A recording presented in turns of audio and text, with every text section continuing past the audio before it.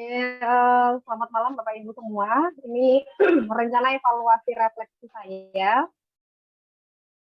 Yang pertama, tabel pertama terkait dengan produk instrumen strategi evaluasi dalam bentuk jurnal refleksi. Ini dilihat dari LK 1.1 sampai LK 2.2. Masalah yang saya ambil adalah motivasi rendahnya motivasi belajar peserta didik kelas 11. Jadi yang pertama kegiatan apa yang belum dilakukan, yaitu pendidik belum optimal dalam memberikan motivasi kepada peserta didik. Terus kegiatan yang sudah dilakukan adalah mengidentifikasi tingkat rendahnya motivasi belajar peserta didik melalui angket, karena saya sudah punya angket, sudah saya siapkan dari awal. Yang ketiga, upaya yang saya lakukan untuk mengatasi kegiatan yang belum dilakukan tadi, yaitu melakukan kajian literatur dan wawancara dengan elemen sekolah serta pakar. Pakarnya kemarin saya dengan pengawas sekolah, yaitu kepala bidang yayasan. Untuk yang selanjutnya, upaya yang akan dilakukan untuk tindak lanjut yang selanjutnya yaitu mengidentifikasi dan mengeksplor lebih lanjut masalah yang telah diidentifikasi dengan mencari sumber kajian literatur untuk mendukung hasil analisis identifikasi masalah. Yang kita ketahui bahwa dari masalah yang kita ambil harus ada kajian literatur yang mendukung adanya tingkat rendahnya motivasi peserta didik. Terus yang kedua, di dalam eksplorasi penyebab masalah, pendidik masih melakukan pembelajaran yang teacher oriented. Jadi sebenarnya dari motivasi peserta didik yang rendah itu masalahnya apa? Yaitu untuk LK 1.2, masalahnya ini masih berbentuk secara global, masih general. Jadi pendidik masih melakukan pembelajaran yang teacher oriented. Kegiatan yang sudah dilakukan yaitu mencari penyebab dari identifikasi masalah yang ditemukan, yaitu terdapat 7 peserta didik yang memiliki motivasi belajar rendah.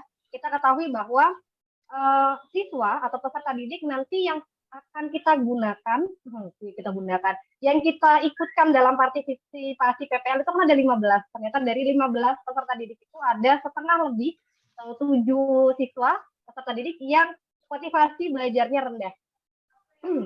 Selanjutnya, upaya yang akan dilakukan yaitu pendidik melakukan pembelajaran yang student center. Ini tindak lanjut dari yang nomor 1, jadi masih ada keterkaitan. Yang selanjutnya, upaya tindak lanjutnya adalah melakukan analisis eksplorasi penyebab masalah berdasarkan kajian literasi dan hasil wawancara. Jadi di list atau dibuat daftar dari penyebab apa saja yang menyebabkan motivasi belajar peserta didik rendah. Jadi kalau misalkan nanti penyebabnya ada 5, ya tulis 5. Gitu. Penyebabnya ada 6, tulis 6. Itu karena ini masih bersifat umum. Terus 1.3, yaitu penentuan penyebab masalah.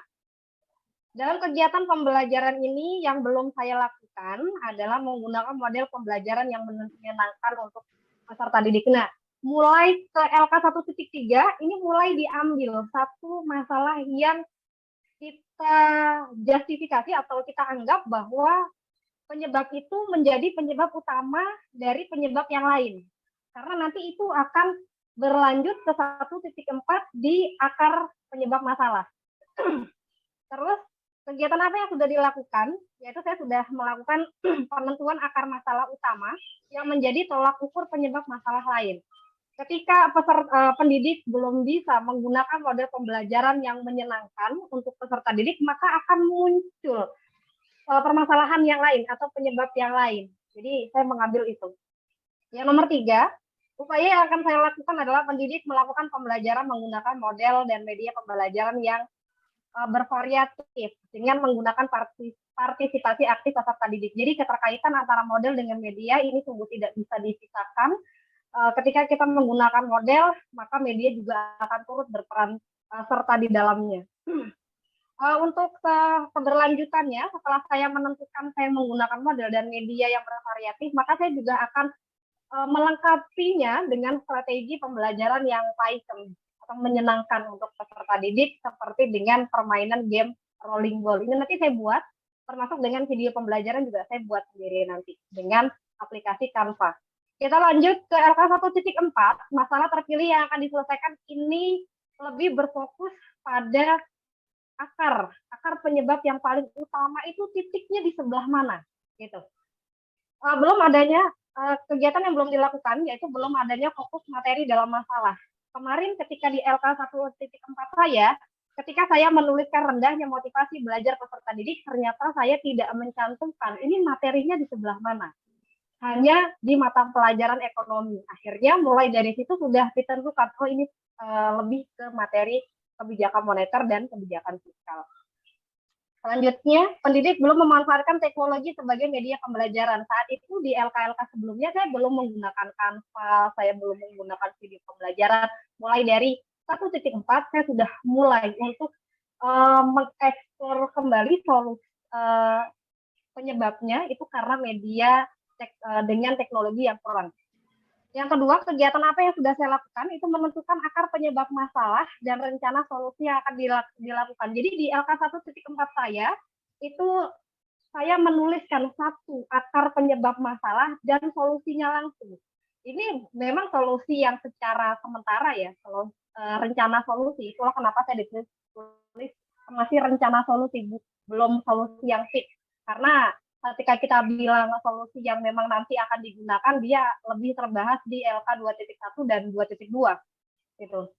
Selanjutnya, upaya apa yang akan saya lakukan untuk mengatasi di kegiatan yang belum saya lakukan di nomor 1 ini adalah mencantumkan masalah dalam identifikasi masalah gitu.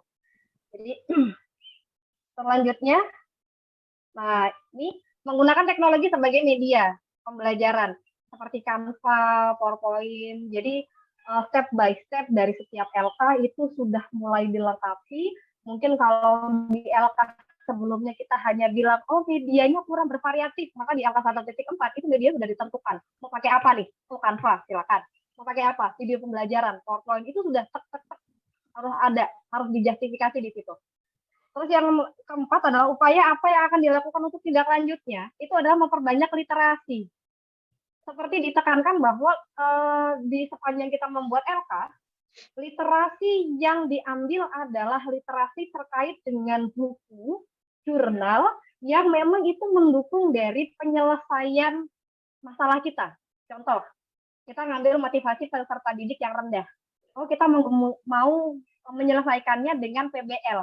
Maka carilah literatur yang berkata bahwa PBL itu dapat mengatasi motivasi peserta didik yang rendah. Gitu. Diperbanyak literasinya.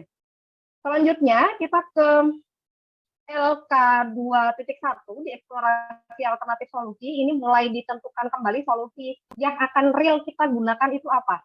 Kegiatan yang belum saya lakukan itu adalah penggunaan model pembelajaran problem based learning.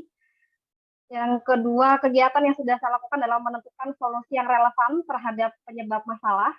Yang ketiga, upaya yang dilakukan adalah menganalisis eksplorasi alternatif masalah melalui kajian literasi yang relevan.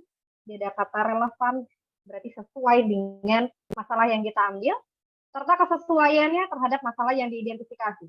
Terakhir, upaya yang dilakukan tindak lanjutnya melakukan kolaborasi dan refleksi pembelajaran dengan kepala sekolah dan rekan sejawat. Maka selain melakukan kajian literatur, juga melakukan kolaborasi atau kerjasama melewat wawancara dengan kepala sekolah dan rekan sejawat terkait masalah yang kita ambil tadi. Berlanjut ke 2.2, LK 2.2 ini kemarin sempat saya ada perbaikan dengan Pak Nurdin terkait dengan masalah kedua. Masalah kedua saya itu adalah kesulitan belajar. Di situ ada materi tentang inflasi dengan saya mengambil model scaffolding. Akhirnya beliau menyarankan agar model scaffolding yang scaf itu bertingkat atau bertahap. Maka materi pembelajarannya pun juga harus yang memiliki tahap tingkatan kesulitan. Jadi yang tadinya inflasi, saya ganti dengan materi pendapatan nasional. Jadi selama saya menyusun LK, alhamdulillah cuma di LK 2.2 yang saya ganti bagian materi. Untuk keberlanjutannya, alhamdulillah sinkron Pak semuanya. 2.2, kegiatan yang belum saya lakukan adalah model yang digunakan belum sesuai dengan materi. Seperti itu tadi yang scaffolding yang awalnya saya menggunakan inflasi, saya ganti menggunakan pendapatan nasional. Karena kalau pendapatan nasional itu, kalau kita lihat dari komponennya, itu ada PNB, lanjut ke NNP, NNI, DI, dan PI, dan selanjutnya dengan ketiga metode. Selanjutnya kegiatan apa yang sudah saya lakukan itu menggunakan strategi dan media yang sesuai dengan penentuan solusi. Strateginya saya menggunakan Python Gembrot tadi, ada gamenya agar lebih seru ya. Ada medianya, videonya saya buat sendiri, alhamdulillah sudah selesai. Dari Canva, ada PPT-nya agar lengkap. Dan di situ sudah ada Google Classroom, Google Docs untuk peserta didik itu mengakses materi di sebelum pembelajaran dimulai. Seperti itu. Upaya yang saya lakukan untuk mengatasi kegiatan yang belum saya lakukan adalah pendidik menggunakan mode pembelajaran scaffolding atau tukar sebaya dalam mengatasi kesulitan belajar peserta didik pada materi pendapatan nasional. Jadi hanya ini Pak yang saya ganti di setiap LK saya. Selanjutnya, tindak lanjutnya adalah menambah wawasan tentang model-model pembelajaran kooperatif untuk meningkatkan kualitas pembelajaran. Kenapa saya masukkan ini? Karena saya ingat sekali dengan pesan dari Pak Teddy dan Pak Nurdin, silakan dipelajari kembali apa sih bedanya media, apa bedanya model dan strategi dalam pembelajaran itu, step by step-nya. Karena kemarin sempat ada miskomunikasi juga terkait dengan model pembelajaran kooperatif tipe A, B, C, D, E dengan ketika dimasukkan ke RPP sintaksnya seperti apa. Nah, itu alhamdulillah sudah saya pelajari, Pak. Oke, selanjutnya di tabel 2 ini ada evaluasi dari kepala sekolah. Lembar observasi ini diisi oleh kepala sekolah. Mulai dari kegiatan pendahuluan, kegiatan inti, kegiatan penutup. Ini saya jabarkan secara detail, Pak, terkait dengan pemanfaatan media, pelibatan peserta dalam pembelajaran, penilaian, bahasa, itu semuanya ada. Ini diisi oleh kepala sekolah. Selanjutnya, tabel 3, ini diisi oleh rekan sejawat. Mungkin isinya lebih saya simpelkan atau disederhanakan kembali. Hanya tiga tahap di sini.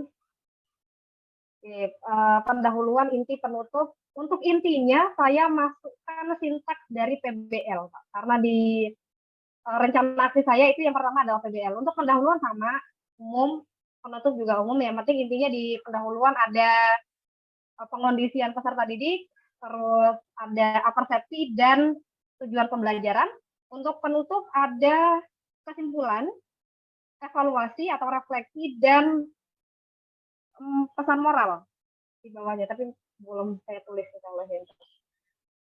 Oke, untuk tabel 4, Pak, di sini ada lembar pernyataan untuk peserta didik. Kalau tadi Bapak mencontohkan kepada kita semua terkait ini apa nih penilaiannya, ada yang menggunakan emoticon, saya menggunakan ini, Pak, karena peserta didik kita kan dari SMA. Anak-anaknya juga saya pikir juga sudah dewasa, jadi tahu. Salah satu redaksinya seperti ini, guru saya menyampaikan materi pembelajaran dengan contoh dalam kehidupan sehari-hari. Jadi kalau misalkan kita selalu mengajar dengan contoh yang kontekstual dengan lingkungan sekitar, maka dia akan menyilang selalu. Checklist gitu, Pak. Oke. Insya Allah sudah, Pak. Ada seperti itu. Ada 4 tabel, Pak. Jadi yang tabel pertama saya simpulkan, yang pertama ini tabel untuk refleksi LK, mulai dari LK 1.1 sampai 2.2. Tabel kedua ini evaluasi yang diisi kepala sekolah. Tabel ketiga yang diisi oleh rekan sejawat, dan tabel keempat diisi oleh peserta didik. Jadi kurang lebih seperti itu, Pak. Terima kasih Bu Susi atas waktunya. Terima kasih Pak Teddy, insya Allah sudah cukup. Saya kembalikan ke Bu Susi. Terima kasih Bu Ririn, sudah lengkap sekali. Bu Ririn, maaf tadi Bapak sudah menyarankan untuk guru diganti pendidik ya. Iya ya. Terus ini kan ada yang lembar pengamatan yang kepala sekolah itu ya Bu Ririn ya. Itu tanda tangan kepala sekolahnya nggak perlu? Oh iya. Iya di bawah ya, di bawah kepala sekolahnya ya. Ya. Dengan yang pengamat ya, pengamatnya teman sejawat atau pengawas. Itu. Namanya kalau teman sejawat ditentuin langsung nggak, Bu? Ya boleh, atau namanya kosongkan saja nanti ditulis tangan. Ya mungkin itu aja teknis saja, nggak terlalu. Bapak yang lebih paham, Pak Teddy, monggo. Iya, kalau yang untuk kepala sekolah harus tanda tangan kepala sekolah, namanya siapa, kalau harus ada NIP-nya, pakai NIP-nya, lengkap lah ya, nanti dicap, ya kan. Kemudian yang ini saya lihat tadi yang ada kegiatan inti penutup, mana tadi? Oh iya, Kegiatan inti. dan inti. Tapi ini secara umum, Pak, tidak sesuai dengan sintaks PBL. Oh ya, itu maksud saya diusahakan sesuai dengan sintak ya. Kan sistemnya PBL. Beda-beda kan tiap orang, ada sintak PBL, ada yang Discovery, ada yang PJBL, dan lainnya. Jadi diusahakan, nah ini disesuaikan dengan kesintaknya. Jadi ini pakai sintak apa? PBL, Pak. Nah, sesuaikan dengan sintak PBL ada 5 kan? Ada 1, 2, 3, 4, 5. Sesuaikan aja di RPP ini harus ngeliat RPP di langkah-langkahnya. Sama nggak dengan langkahnya di RPP, coba dicek. Nanti kan nyambung ke sana, nanti kan guru itu, ini kan nanti guru ini kan akan melihat perangkat pembelajaran itu loh. Ini siapa ini kepala sekolah apa guru nih? Yang diberikan kepada siapa? Kalau yang sintak ini ke rekan, Pak, rekan sejawat. Ya. Nah, rekan sejawatnya kan nanti ngelihat, nanti kan RPP-nya dikasihkan perangkat pembelajaran itu, dia menilai gitu loh. Ya.